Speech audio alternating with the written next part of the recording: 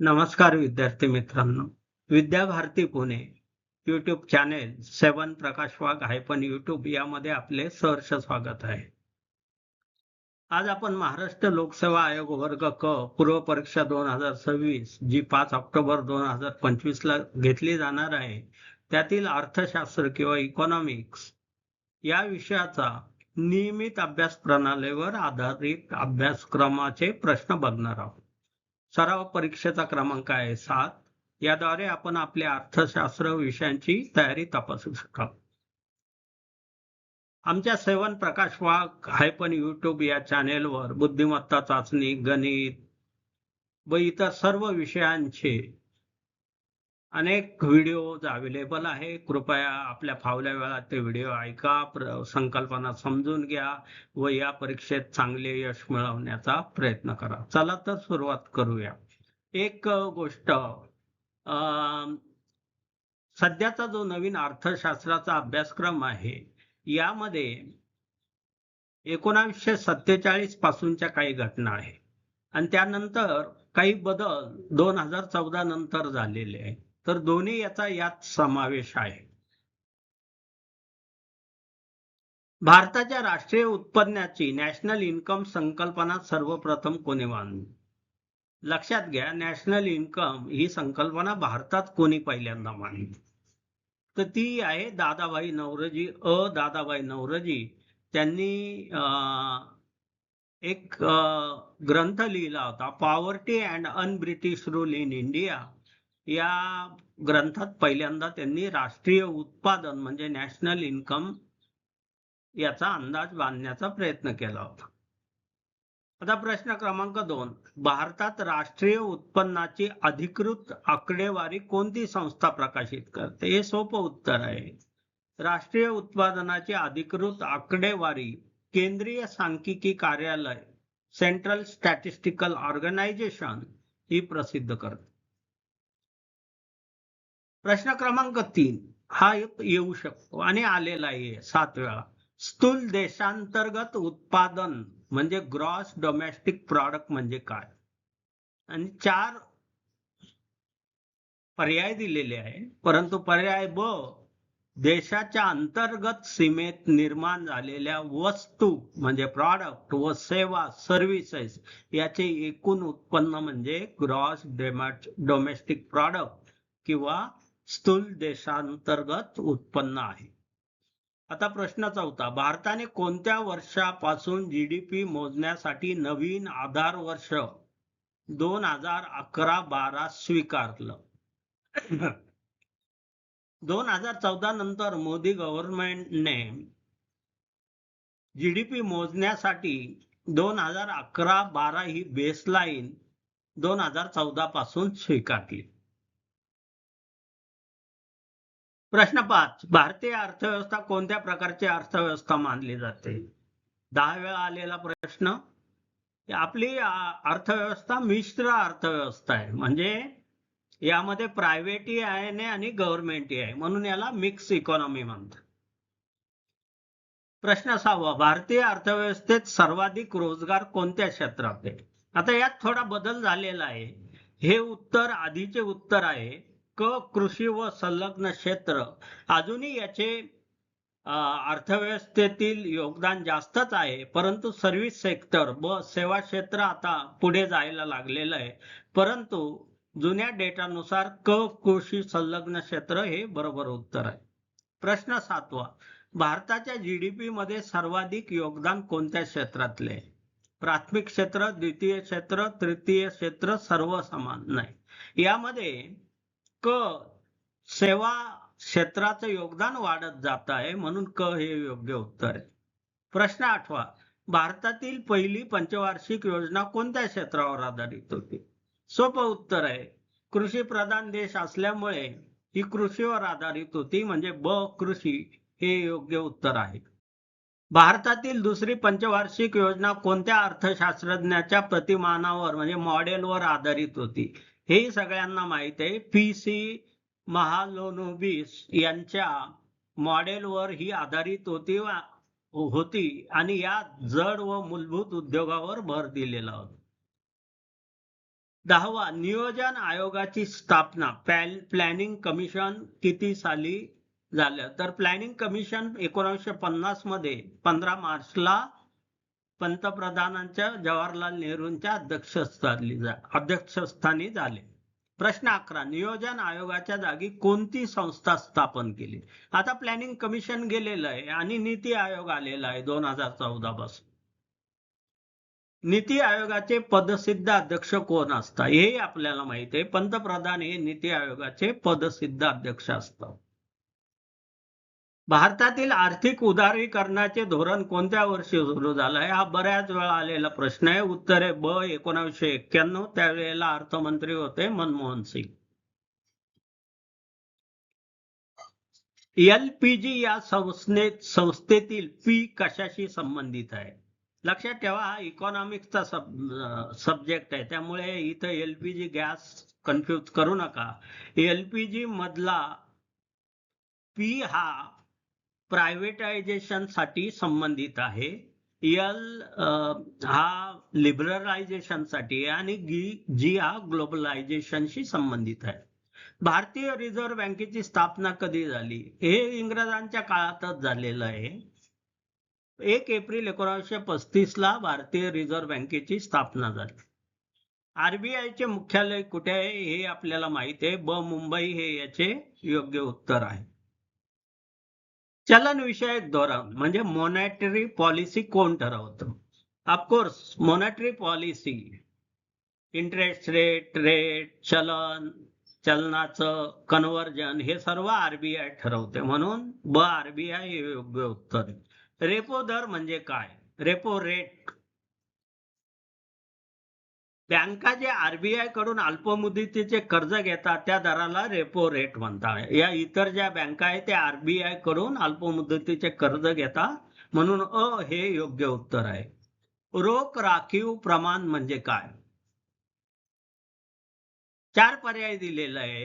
रोख राखीव प्रमाण म्हणजे या सर्व बँका जे आरबीआयच्या अधिपत्याखाली आहे त्यांनी स्वतःच्या टोटल उत्पन्नाचा काही भाग आरबीआय कडे ठेवावा लागतो, जो रोख निधी असतो, म्हणजे अ हे याचे योग्य उत्तर आहे. भारतातील चलन नोटा छापण्याचे अधिकार कोणाला आहे? तर हेही सोपं उत्तर आहे, आरबीआय ला हा अधिकार आहे. आता भारतातील पहिली बँक कोणती मानली जाते? लक्षात घ्या भारतातील पहिली बँक तर बँक ऑफ हिंदुस्तान जी 1770 मध्ये स्थापन झाली होती, ती भारतातली पहिली बँक मानली जाते. स्टेट बँक ऑफ इंडिया नाही. प्रश्न 22 बँकांचे राष्ट्रीयकरण कोणत्या वर्षी झाले? इंदिरा गांधींच्या काळात बँकांचे राष्ट्रीयकरण 1969 मध्ये झाले. वस्तू व सेवा कर भारतात कधी लागू झाला? आपल्याला माहित आहे तो 1 जुलै 2017 पासून लागू झाला. जीएसटी परीक्षेचे अध्यक्ष कोण असतात? जीएसटी परिषदेचे अध्यक्ष अर्थमंत्री, केंद्रीय अर्थमंत्री असतात. आता सीतारामन आहे. भारतातील प्रत्यक्ष करांचे डायरेक्ट टॅक्सचे उदाहरण कोणते आहे? जीएसटी इनडायरेक्ट टॅक्स आहे, आयकर हा प्रत्यक्ष टॅक्स आहे, उत्पादन शुल्क इनडायरेक्ट आहे, सीमा शुल्क इनडायरेक्ट आहे, त्यामुळे ब आयकर हे याचे योग्य उत्तर आहे. वित्त आयोगाची स्थापना कोणत्या कलमानुसार होते? कलम 280. लक्ष ठेवा कलम 280 नुसार वित्त आयोगाची स्थापना होते आणि ते दर 5 वर्षांनी होते. आता पुढचा प्रश्न सहसा विचारला जात नाही, पण काही प्रश्नपत्रिकेत हे आढळलेले. 15व्या वित्त आयोगाचे अध्यक्ष कोण होते? 15व्या वित्त आयोगाचे अध्यक्ष NK सिंह हे होते. आणि या 15व्या वित्त आयोगाने केंद्र व राज्यामध्ये कर कसा वाटला जावा याची शिफारस केली, म्हणून 15वा वित्त आयोग आणि NK सिंह हे लक्षात ठेवणं इम्पॉर्टंट आहे. भारतातील नियोजनाचे प्रारूप मॉडेल कोणत्या प्रकारचे आहे?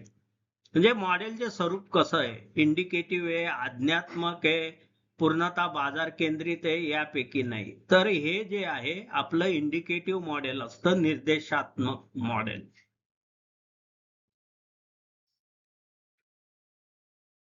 दारिद्र्य रेषा मोजण्यासाठी कोणत्या समितीने, लक्षात ठेवा, कॅलरीवर आधारित निकष वापरला. सो दारिद्र्य रेषा मोजण्यासाठी 4 समित्या नेमल्या गेल्या होत्या. त्यापैकी दांडेकर रथ समितीने कॅलरी हा निकष लावून दारिद्र्य रेषा मोजली 1971 मध्ये. तेंडुलकर समितीने दारिद्र्य रेषेसाठी कोणता निकष वापरला? तेंडुलकर समिती ही दुसरी एक समिती होती जिला दारिद्र्य रेषा मोजण्याचं काम दिलं होतं. त्यांनी उपभोग खर्च म्हणजे शिक्षण व आरोग्यासह जो खर्च लागतो त्यावर आधारित दारिद्र्य रेषा सुचवली होती. भारतातील बेरोजगारीचा सर्वाधिक प्रकार कोणता आहे? प्रच्छन्न डिस्गाइज बेरोजगारी हा भारतीय बेरोजगारीचा सर्वाधिक प्रकार आहे.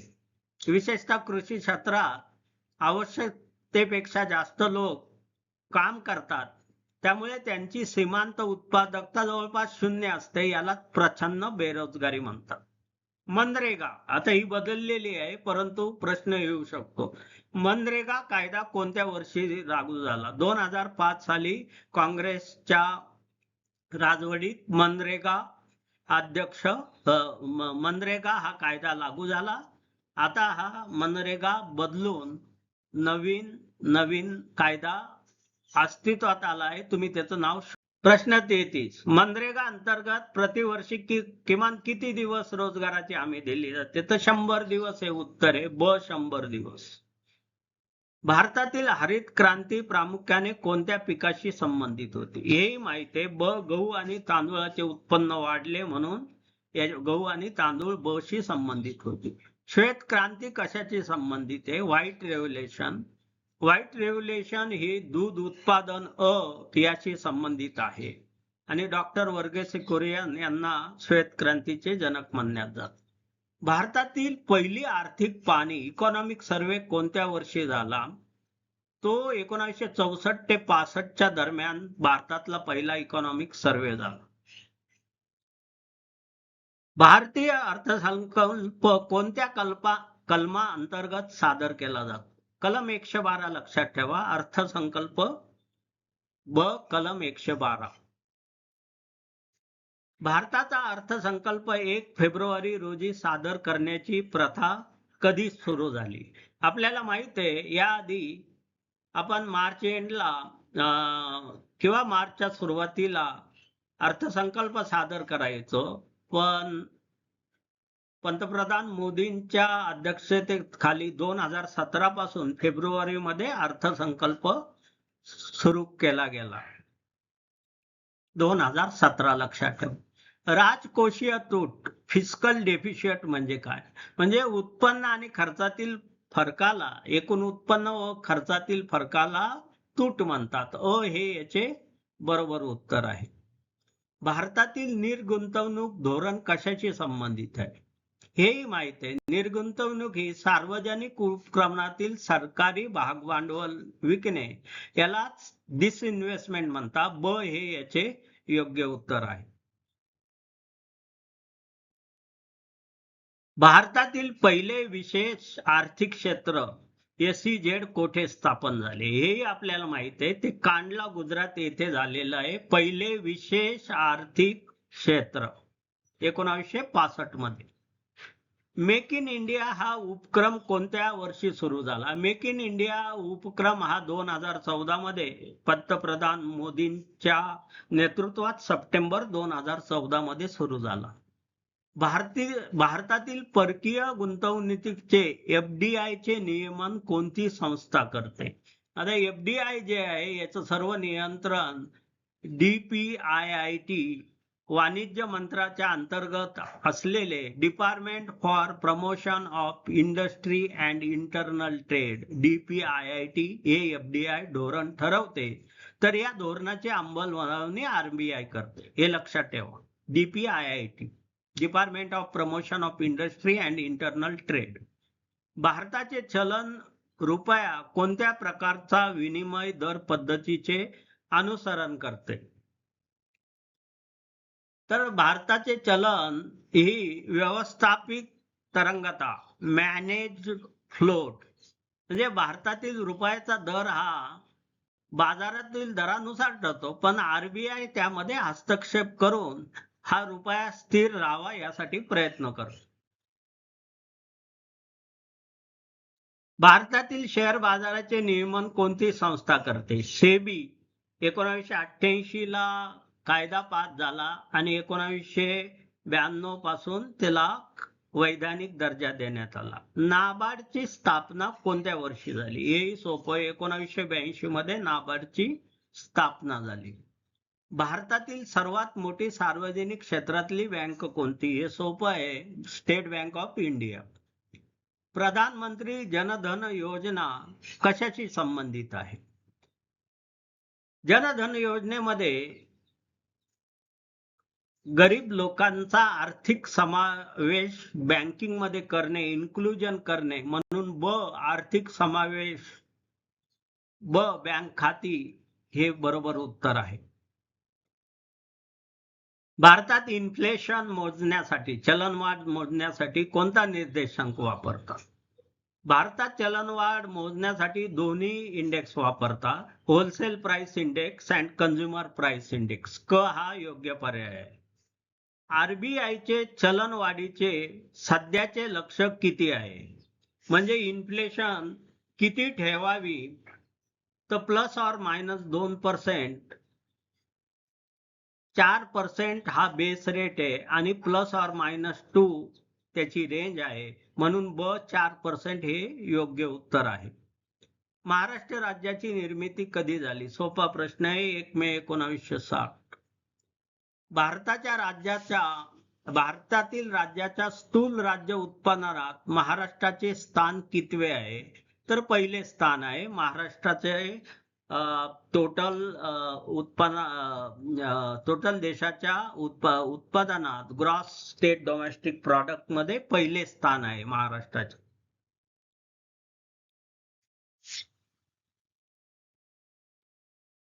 महाराष्ट्राची आर्थिक राजधानी कोणती मानली जाते? मुंबई. मुंबई शेअर बाजाराची स्थापना कधी झाली? 1875. महाराष्ट्रातील सर्वाधिक साखर कारखाने कोणत्या विभागात आहे? पश्चिम महाराष्ट्र. महाराष्ट्रातील पहिला सरकारी साखर कारखाना कोठे स्थापन झाला? लोणी किंवा त्याला प्रवरानगर म्हणतात, ते अहमदनगर जिल्ह्यात आहे, म्हणून ब हा योग्य पर्याय आहे.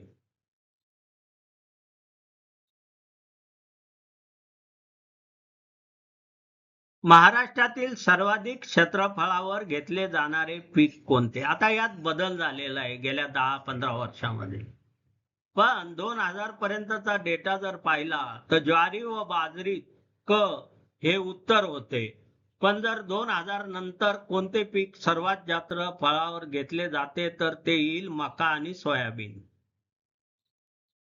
महाराष्ट्रातील पांढरे सोने म्हणून कोणते पीक ओळखले जाते? ब कापूस हे योग्य उत्तर आहे. विदर्भातील कोणता जिल्हा संत्रा उत्पादनासाठी प्रसिद्ध आहे? नागपूर हे त्याचे योग्य उत्तर आहे. महाराष्ट्रातील द्राक्ष उत्पादनासाठी प्रसिद्ध जिल्हा कोणता आहे? नाशिक हा महाराष्ट्रातील जिल्हा द्राक्ष उत्पादनासाठी प्रसिद्ध आहे. महाराष्ट्रातली पहिली औद्योगिक वसाहत कुठे स्थापन झाली? ती कुर्ला मुंबई इथे झाली. महाराष्ट्र इंडस्ट्रियल डेव्हलपमेंट कॉर्पोरेशन 62 मध्ये स्थापन झाली आणि पहिली औद्योगिक वसाहत कुर्ला मुंबई इथे उभारली. महाराष्ट्र औद्योगिक विकास महामंडळाची स्थापना कोणत्या वर्षी झाली? 1962 मध्ये. ब 1962 हे उत्तर आहे. महाराष्ट्रातील कोणते शहर भारताची ऑटोमोबाईल राजधानी म्हणून ओळखले जाते? यातही चेंज झालेला आहे, परंतु महाराष्ट्राबाहेरचं शहर नसलं तर पुणे हे याचं योग्य उत्तर आहे. महाराष्ट्रातली सर्वात मोठे बंदर कोणतं आहे? JNPT म्हणजे जवाहरलाल नेहरू पोर्ट ट्रस्ट हे नावाशेवा हे महाराष्ट्रातली सर्वात मोठं बंदर आहे. महाराष्ट्रातील पहिले वस्त्रोद्योग गिरणी शहर कोणते ओळखले जाते? गिरणगाव मुंबई हे याचे योग्य उत्तर आहे. महाराष्ट्रातील रोजगार हमी योजना एम्प्लॉयमेंट गॅरंटी स्कीम कधी सुरू झाली? ही 1972च्या दुष्काळामध्ये सुरू झाली आणि RS पागे यांनी त्यासाठी विशेष आराखडा तयार केला. महाराष्ट्र राज्याची आर्थिक पाहणी इकॉनॉमिक सर्वे ऑफ महाराष्ट्र कोणता विभाग प्रसिद्ध करतं? अर्थ व सांख्यिकी संचालनालय हा सर्वे प्रसिद्ध करतो. महाराष्ट्रातील सर्वाधिक साक्षरता असलेला जिल्हा कोणता आहे? सर्वसाधारणपणे महाराष्ट्रामधील सर्वाधिक साक्षरता असलेला जिल्हा सिंधुदुर्ग आहे. महाराष्ट्रातील सर्वात मोठा जिल्हा क्षेत्रफळानुसार कोणता आहे? हे माहित आहे. अहमदनगर हे उत्तर आहे त्याचं. महाराष्ट्रात सहकार चळवळीचा पाया कोणत्या क्षेत्रात रोवला गेला? साखर उद्योग व पुरवठा हे त्याचे योग्य उत्तर आहे. महाराष्ट्र राज्याचे पहिले मुख्यमंत्री कोण होते? यशवंतराव चव्हाण हे बरोबर उत्तर आहे. महाराष्ट्रातील IT उद्योगाचे प्रमुख केंद्र कोणते शहर बनले आहे? पुणे हे याचे बरोबर उत्तर आहे.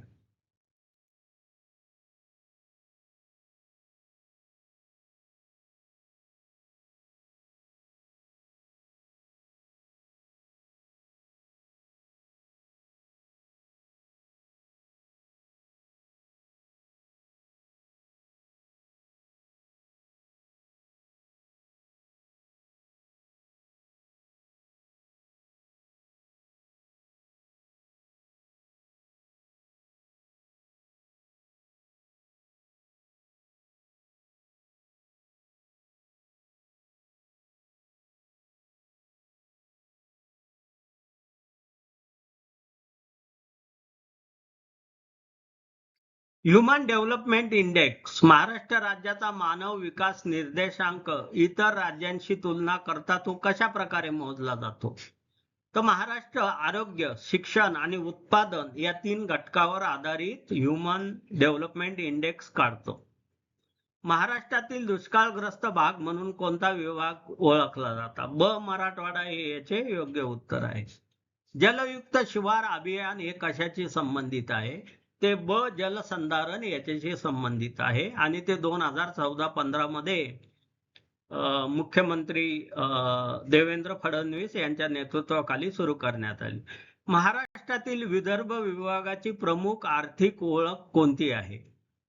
तर महाराष्ट्रातील विदर्भ विभागाची ओळख कापूस व कोळसा खाणकाम याच्याशी संबंधित आहे. महाराष्ट्रातील सर्वाधिक शहरीकरण झालेला विभाग कोणता? कोकणातून सगळ्यात जास्त मायग्रेशन झालेलं आहे मुंबई ठाण्याला, म्हणून कोकण हे योग्य उत्तर आहे. महाराष्ट्र राज्याचे बोधवाक्य कोणत्या भाषेत आहे व त्याचा अर्थ काय आहे? याचं उत्तर आहे संस्कृत भाषेत आहे श्री, म्हणून संस्कृत श्री हे योग्य उत्तर आहे.